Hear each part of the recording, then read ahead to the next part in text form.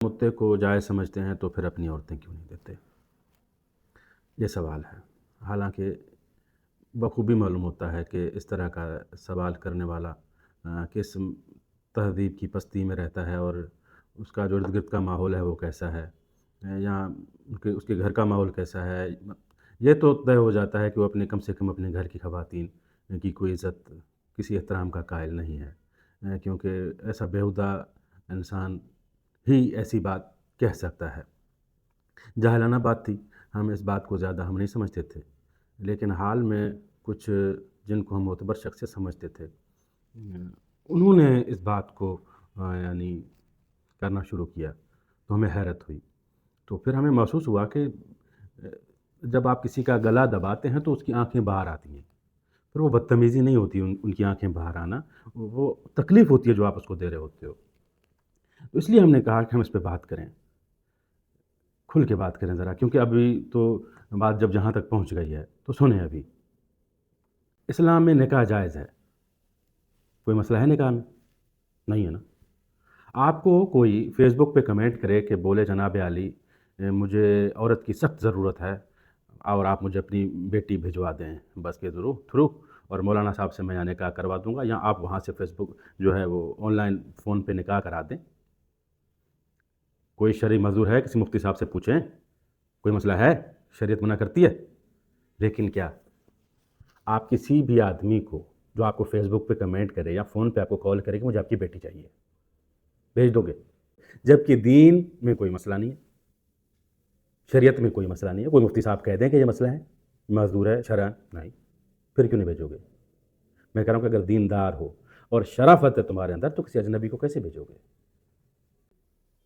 اب آتے ہیں غیرت والے سوال کی طرف کہ متع جو ہے وہ بغیرتی ہے۔ سب سے پہلے خود کہتے ہیں کہ ایک دور میں جائز تھا اور پھر حرام ہوا، یعنی اس کا مطلب یہ ہے کہ بغیرتی اسلام میں ایک زمانے تک جائز تھی اور پھر وہ حرام ہوئی۔ اب آپ یہ مثال مت دیجیے گا کہ شراب بھی تو جائز تھی، نہیں، شراب جائز نہیں تھی، شراب کی حرمت کا حکم نہیں آیا تھا۔ لیکن نکاح متعہ میں آپ یہ تسلیم کرتے ہو کہ نبی کریم صلی اللہ علیہ وآلہ وسلم نے جائز قرار دیا کہ یہ ٹھیک ہے کرو۔ آپ کہتے ہو کہ اس وقت ضرورت تھی، میں کہوں کہ ضرورت میں بغیرتی جائز ہے۔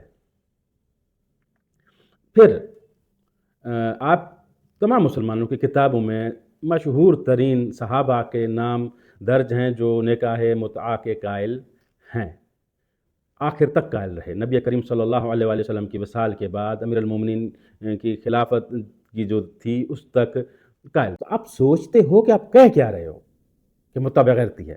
بغیرتی ہے تو پھر آ جاؤ ادھر، دو مجھے کے جواب۔ تو کیا صحابہ کرام مرد و خواتین نام آتے ہیں، خواتین کے بھی آتے ہیں، مردوں کے بھی آتے ہیں، ٹھٹھے اڑانے نے، آپ کے ٹھٹھو نے، آپ کے اس تماشے نے، آپ کی اس جہالت نے امت کو کس موڑ پہ لا کے کھڑا کیا ہے؟ ہم یہ تمام تفصیلی ویڈیو میں ان چیزوں پہ ہم بات کرتے رہتے ہیں، اور ابھی تک کافی حد تک ہم کور بھی کر کے آئے ہیں، اور آج بھی آپ اسی اپنی جہالت پہ قائم ہو جس کو آپ کو گزرتے ہوئے 1400 سال ہو گئے ہیں۔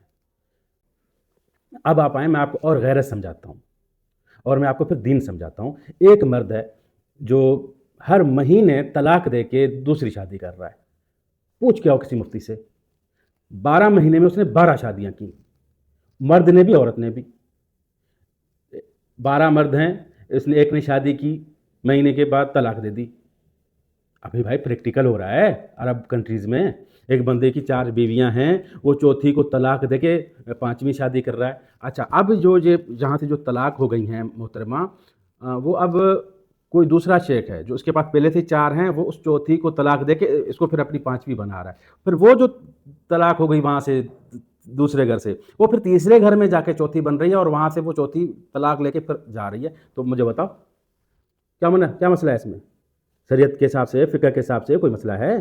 ایک آدمی اگر ہر مہینے میں اپنی چوتھی کو طلاق دے کے 5ویں کرے، پھر 6ٹھی کرے، 10 15 کرے، 25 کرے، اور پھر وہی عورت 50 جو ہے وہ شوہروں کی بیوی ہو جائے ہر مہینے ہر ایک سے الگ ہو کے، وہ جو عدت کا زمانہ ہے، اور متے میں بھی عدت ہوتی ہے کیونکہ وہ تو سیم نکاح ہی ہے۔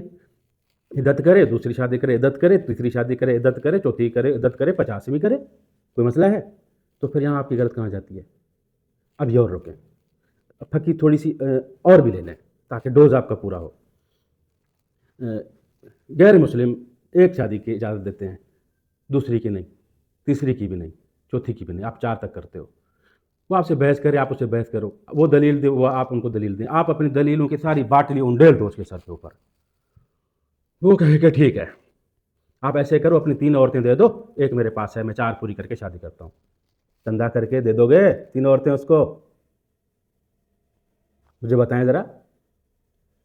اور آئیں ملحد ہے، وہ نکاح مانتا ہی نہیں ہے، نکاح ہی نہیں مانتا، کہتا ہے بس انڈرسٹینڈنگ ہو جائے اور مرد عورت کے درمیان، وہ میاں بیوی ہے، ختم بات، کیا ہے آپ کے یہ بیٹھا کے وہ عربی شربی کرتے رہتے ہو، بولتے ہیں نا، دیکھتے ہو۔ وہ آپ سے کہے، جب آپ دلیلوں کی بالٹی اس کے اوپر انڈیل دو، آپ کو کہے کہ ٹھیک ہے میں نکاح کا قائل ہو گیا، آپ جاؤ اپنے گھر سے عورت لے کے آؤ میرے لیے، میں اسے نکاح کرتا ہوں، دے دو گے؟ یہ میں جملے اس لیے کہہ رہا ہوں کیونکہ جب آپ کسی اور کو کہہ رہے ہوتے ہو تو اس وقت آپ کو احساس نہیں ہوتا نا، جب آپ کو خود کو چبھے تو پتہ چلے کہ آپ کتنی بڑی حماقتانہ، احمقانہ، جاہلانہ، بے وقوفانہ اور اشتعال انگیز گفتگو کر رہے ہو، اور اس پہ ٹھٹھے مار رہے ہو، اور سمجھ رہے ہو کہ آپ صاحب دلیل ہو، اور سمجھ رہے ہو کہ آپ صاحب شعور ہو۔ آپ کی جہالت نے 1400 سال سے امت کو جس مقام پہ لا کے کھڑا کیا ہے وہ بیان کے قابل نہیں ہے، سب دیکھ رہے ہیں۔